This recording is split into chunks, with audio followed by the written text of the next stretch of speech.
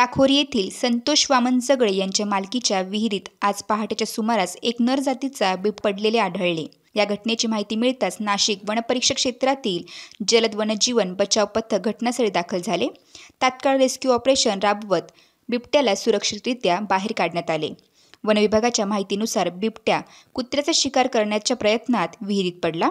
वय अंदाजे 6 ते 7 वर्ष असलेला हा बिबट्या कठडे नसलेल्या विहिरीत पडून एका कपारीवर अडकलेला होता। वन्यजीवन बचाव पथकाने पिंजऱ्याचा वापर करत अत्यंत काळजीपूर्वक अर्ध्या तासात बिबट्याला बाहेर काढले। बिबट्याला सुरक्षितपणे बाहेर काढल्यानंतर त्याची प्राथमिक वैद्यकीय तपासणी करण्यात आली। त्यासाठी बिबट्याला वनप्राणी उपचार केंद्र मसरूळ येथे हलवण्यात आले। प्राथमिक तपासणीनंतर तो योग्य स्थितीत असल्याचे समोर आले।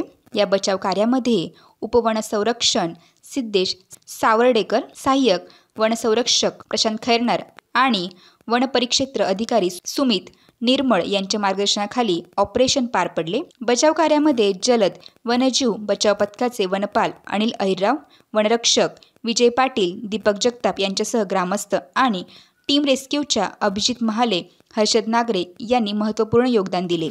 जाखोरी येथील ही घटना वन्यजीवन संरक्षणासाठी केलेल्या प्रामाणिक प्रयत्नांचे एक उल्लेखनीय उदाहरण ठरली आहे। बिबट्याला सुरक्षित बाहेर काढण्यासाठी ग्रामस्थ आणि वन्यजीव बचाव पथकाने दाखवलेल्या तातडीच्या कार्यवाहीमुळे एक जीव वाचवता आला आहे। वेद न्यूजसाठी प्रतिनिधी अनिल गुंजाळ, नाशिक रोड।